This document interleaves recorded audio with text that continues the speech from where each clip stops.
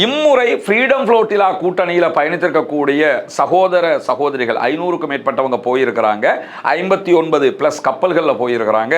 அதில் இலங்கையைச் சேர்ந்த ஒரு சகோதரியும் இருக்கிறாங்க. Hello everyone, this is Samira and today in Turkey, May 14th, we are sailing in few hours. சகோதரி சமீராவும் கைது செய்யப்பட்டிருக்கிறார்கள். இவங்க அத்தனை பேரையுமே நான் ஏற்கனவே சொன்ன மாதிரி அஸ்தோது துறைமுகத்துக்கு கொண்டு போயிருக்கிறாங்க. அங்கே வச்சு விசாரணை நடத்துவாங்க. அதற்கு பிறகு அவங்க டெல் அவீவுக்கு எடுத்து செல்லப்பட்டு டெல் அவீவில் இருக்கக்கூடிய நீதிமன்றத்தில் ஆஜர்படுத்தப்படுவாங்க. வார்த்தா ලැබුණා ඒසනෙන් අපේ මැදිහත්වීම සිද්ධ කරමින් තියෙනවා. அவங்களை விடுவிப்பதற்கான ஏற்பாடுகளை செய்வதற்கு முயற்சிகளை செய்து கொண்டிருக்கிறோம் என்கிற விதமாக அரசாங்கமும் கருத்து சொல்லி இருக்கிறது.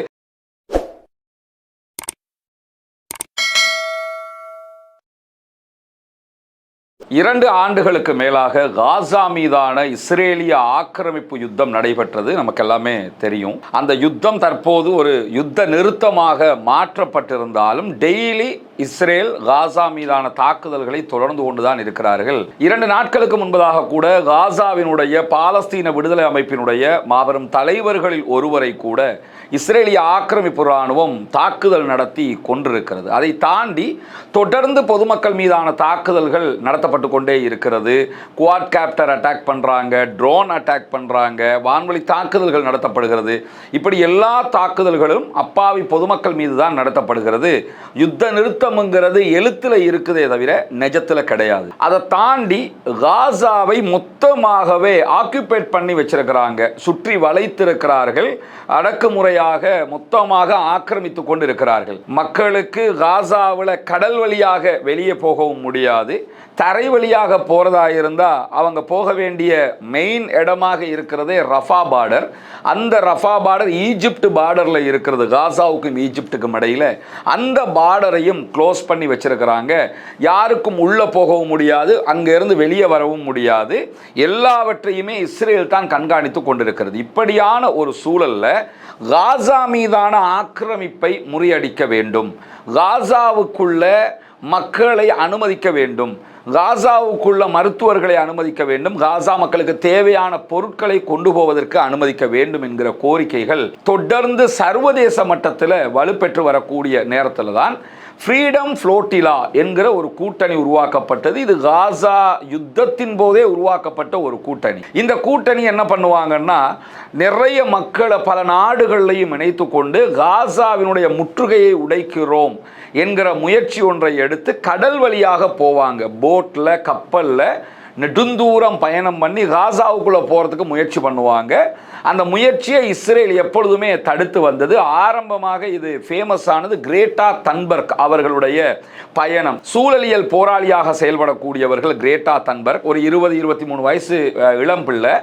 அவங்களும் இணைந்து கொண்டு இந்த ஃப்ரீடம் ஃப்ளோட்டிலா கூட்டணியில் காசாவை நோக்கி போன இடத்துல அவர்களையும் கைது செய்து இஸ்ரேலுக்கு அழைச்சிக்கிட்டு போயிருந்தாங்க இஸ்ரேலிய ஆக்கிரமிப்பு இராணுவம். அதற்கு பிறகு நெல்சன் மண்டேலா அவர்களுடைய பேரன் இந்த ஃப்ரீடம் ஃப்ளோட்டிலா கூட்டணியிலே பங்கேற்றிருந்தார். அவர் உள்ளிட்ட அத்தனை பேரையுமே கைது பண்ணியிருந்தாங்க. இப்படி ஒரு 3 மாதத்துக்கு ஒருக்கா, 4 மாதங்களுக்கு ஒருக்கா பாலஸ்தீன மக்களுக்காக ஃப்ரீடம் ஃப்ளோட்டிலா கூட்டணி 50-60 கப்பல்களில் உள்ள நுழையிறதுக்கு முயற்சி பண்ணுவாங்க. இஸ்ரேல் அதை தடுத்துருவாங்க, கைது பண்ணுவாங்க. அந்த அடிப்படையில் தற்போது ஸ்மூத் ஃப்ளோட்டிலா அல்லது ஃப்ரீடம் ஃப்ளோட்டிலா கூட்டணி சார்பாக 60 கப்பல்கள் அல்லது 59 கப்பல்கள் டர்க்கியில் இருந்து பயணப்பட்டு மொத்தமாக காசாவுக்குள்ள நுழைகிற முயற்சியை மேற்கொண்டிருந்தன. அந்த முயற்சியில் பங்கேற்றிருந்த 39 கப்பல்கள் இதுவரைக்கும் இஸ்ரேலால் கைப்பற்றப்பட்டு விட்டது. சர்வதேச கடல் பரப்பில் தான் அவங்க கைப்பற்றுவாங்க. இது முதல்ல சர்வதேச சட்டங்களுக்கு எதிரானது. இஸ்ரேல் எந்த காலத்தில் எந்த சட்டத்தை மதிச்சாங்கிற கேள்வி இருக்குதா இல்லையா? அந்த மாதிரி எந்த சட்டத்தையுமே மதிக்காமல் சர்வதேச கடற்பரப்புல எந்த கப்பல்கள் இருந்தாலும் எந்த நாடும் எதுவும் பண்ண முடியாது. சர்வதேச கடல் எல்லைன்னா ஒரு நாட்டில் இருந்து 12 கிலோமீட்டர் கடலுக்கு அப்பால் இருக்கக்கூடிய பகுதி. நம்ம நாட்டிலிருந்து 12 கிலோமீட்டருக்கு அப்பால கப்பல்கள் நிற்குதுன்னு சொன்னால் அது சர்வதேச இன்டர்நேஷனல் பார்டராக மாறிடும். அதுக்குள்ள யாருடைய கப்பல் நின்னாலும், நம்ம நாட்டு எதிரியினுடைய கப்பல் நின்னாலும், எவருடைய கப்பல் நின்னாலும் யாரும் கை வைக்க முடியாது. அப்படித்தான் இந்த சர்வதேச விதி பின்பற்றப்படுகிறது. அந்த சர்வதேச சர்வதேச கடல் பரப்புல நின்ற கப்பல்களை தான் இஸ்ரேல் தொடர்ந்து கைப்பற்றுகிறது. இம்முறை பயணித்த ஃப்ரீடம் ஃப்ளோட்டிலாவினுடைய கூட்டணி கப்பல்கள் கைப்பற்றப்பட்டது சரியாக சைப்ரஸுக்கு முன்னாடி இருக்கக்கூடிய சைப்ரஸினுடைய இன்டர்நேஷனல் கடல் பார்டர்ல தான் கைப்பற்றப்படுகிறார்கள். சைப்ரஸை பொறுத்தவரையில் அவங்க இஸ்ரேலுக்கு ஃபேவரானவங்கிறது தெரியும். இஸ்ரேலும் சைப்ரஸும் இணைந்து செயல்படக்கூடிய நாடுகள். சைப்ரஸினுடைய கடல் எல்லையில தான் இந்த கப்பல்கள் கைப்பற்றப்படுகிறது. இந்த தடவை காசாவை நோக்கி போயிருக்கக்கூடிய ஃப்ரீடம் ஃப்ளோட்டிலா கூட்டணி கப்பல்களில் அயர்லாண்டை சேர்ந்த 15 சகோதரர்கள் இருக்கிறார்கள். இதில் அயர்லாந்து அதிபருடைய சகோதரியும் இருக்கிறார்கள். ஒரு நாட்டினுடைய ஜனாதிபதியினுடைய சிஸ்டரும் அந்த கப்பலில் போகிறாங்க. அவங்களையும் சேர்த்தே இஸ்ரேல் கைது பண்ணுறாங்க. கைது பண்ணப்படுகிறவர்களை முதல்ல இஸ்ரேல் என்ன பண்ணுவாங்கன்னு கேட்டால் மிதக்கும் சிறை, ஒரு கடல்ல ஒரு சிறைச்சாலை வடிவமைக்கப்பட்ட கப்பல் இருக்கும், கப்பலுக்குள்ள சிறைச்சாலை இருக்கும், அதுக்குள்ள வச்சிருவாங்க. வச்சதுக்கு அப்புறம் அங்கிருந்து என்ன பண்ணுவாங்கன்னு கேட்டால் ஆக்கிரமிக்கப்பட்ட பாலஸ்தீனம் இஸ்ரேல் இருக்குதா இல்லையா, இந்த இஸ்ரேலுடைய அஸ்தோது துறைமுகத்திற்கு அவர்களை எடுத்து போவாங்க. அஸ்தோது துறைமுகத்தில் வச்சு விசாரணை நடத்துகிறோம் என்கிற பேரில் பல வேலைகளையும் பண்ணுவாங்க. அதற்கு பிறகு அவங்களை இஸ்ரேலுக்கு அழைச்சிக்கிட்டு போவாங்க.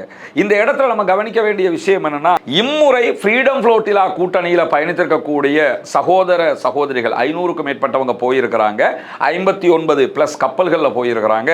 அதுல இலங்கையை சேர்ந்த ஒரு சகோதரியும் இருக்கிறாங்க, சமீரா என்கிற சகோதரி. இவங்க டர்க்கிக்கு பயணப்பட்டு டர்க்கில இருந்து தான் பாலஸ்தீன காசா அப்பாவிகளுக்காக கப்பலில் ஃப்ரீடம் ஃப்ளோட்டிலா கூட்டணியில் வந்தாங்க. இந்த சைப்ரஸினுடைய கடல் எல்லை, சைப்ரஸில் இருந்து சர்வதேச கடல் எல்லையில் 70 கிலோமீட்டர் இருக்கிற அந்த தொலைவுக்குள்ள தான் இவங்க அத்தனை பேருமே கைது செய்யப்பட்டிருக்கிறார்கள். சகோதரி சமீராவும் கைது செய்யப்பட்டிருக்கிறார்கள். இவங்க அத்தனை பேரையுமே நான் ஏற்கனவே சொன்ன மாதிரி அஸ்தோது துறைமுகத்துக்கு கொண்டு போயிருக்கிறாங்க. அங்க வச்சு விசாரணை நடத்துவாங்க. அதற்கு பிறகு அவங்க டெல் அவீவுக்கு எடுத்து செல்லப்பட்டு டெல் அவீவில் இருக்கக்கூடிய நீதிமன்றத்தில் ஆஜர்படுத்தப்படுவாங்க. பொதுவாக நீதிமன்றத்துக்கு ஆஜர்படுத்தியும் இஸ்ரேல் அவர்களை விடுவிக்கும், ஆஜர்படுத்தாமலும் விடுவிக்கும். ஏற்கனவே 2 பேரை இந்த கூட்டணியில் போனவங்கள்ல பல பேரையும் விடுதலை பண்ணிட்டு 2 பேரை என்ன பண்ணிட்டாங்கன்னு கேட்டா பிடிச்சு கொண்டு போய் அவங்களுக்கு டிடென்ஷன் ஆர்டர் எடுத்தாங்க. தீவிரவாத தடுப்பு பிரிவு என்ன பண்ணும் கேட்டால் தீவிரவாதத்தை தூண்டினார்கள் என்கிற ஒரு குற்றச்சாட்டை போட்டு அவங்கள தங்களுடைய தடுப்பு காவலுக்கு கொண்டு வருவாங்க. ஆனால் நீதிமன்றம் 2 நாள் தடுப்பு காவல் தான் அவர்களுக்கு கொடுத்தது. இந்த மாதிரி ப்ராசஸ் எல்லாம் பண்ணுவாங்க.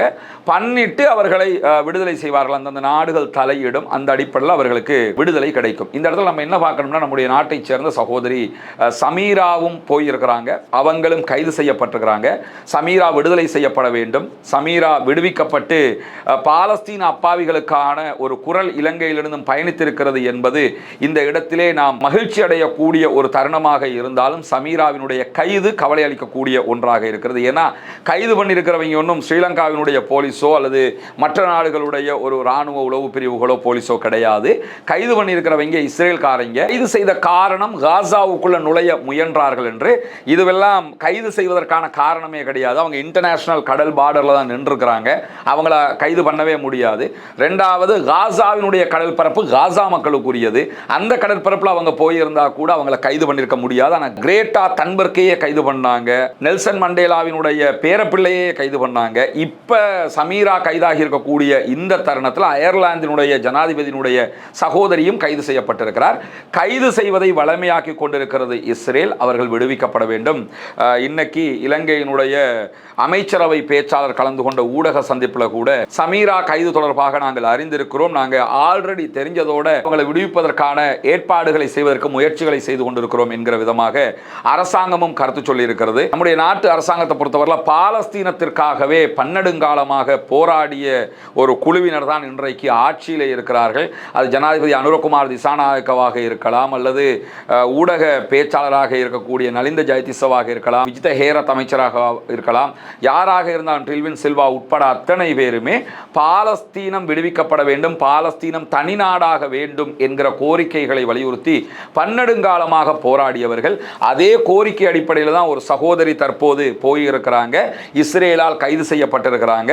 இது அவர்களுடைய ஜனநாயக உரிமை. அந்த மக்களுக்காக போராடி இருக்கிறார்கள். சர்வதேச உரிமையை பயன்படுத்தி இவர்களை கைது செய்ததே சர்வதேச விதிமீறல். ஆனாலும் அவர்கள் விடுவிக்கப்பட வேண்டும். அவர்களுடைய விடுதலைக்காக ஜனநாயக ரீதியாக நாம் அத்தனை பேரும் குரல் எழுப்ப வேண்டும் என்பதுதான் நம்முடைய மிக பணிவான கோரிக்கையாகவும் இருக்கிறது. கடந்த ஆண்டும் நம்ம நபிகள் நாயகம் ஸல்லல்லாஹு அலைஹி வஸல்லம் அவர்களுடைய வழிகாட்டுதல் பிரகாரம், திருமறை குர்ஆனுடைய வழிமுறைகள் பிரகாரம் கூட்டு குர்பான் திட்டத்தில் குர்பானி பங்குகளை இணைத்து ஏழை எளிய மக்களுக்கு அதனுடைய பலனை கொண்டு போய் சேர்க்கிற பணியை செய்திருந்தது உங்களுக்கு எல்லாம் தெரியும்.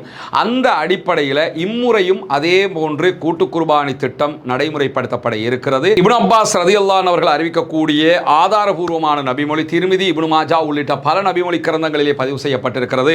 ஹஜ்ஜு பெருநாளுடைய நாள் வந்தது. நபிகள் நாயகம் ஸல்லல்லாஹு அலைஹி வஸல்லம் அவர்களோடு நாங்கள் ஒரு பயணத்திலே இருந்தபோது ஒரு மாட்டில் 7 பேர் வீதமும் ஒரு ஒட்டகத்தில் 10 பேர் வீதமும் நாங்கள் கூட்டு குர்பானியில் ஒன்றிணைந்தோம் என்று சொல்லுகிறார்கள். இங்க ஒட்டகம் கிடையாது, மாடுதான் இருக்கிறது. ஒரு மாடு தனியாக நீங்க வாங்கி குர்பானி கொடுக்கணும்னு நினைச்சீங்கன்னா அதற்கான தொகை 3 லட்சங்கள் என்று நிர்ணயிக்கப்பட்டிருக்கிறது.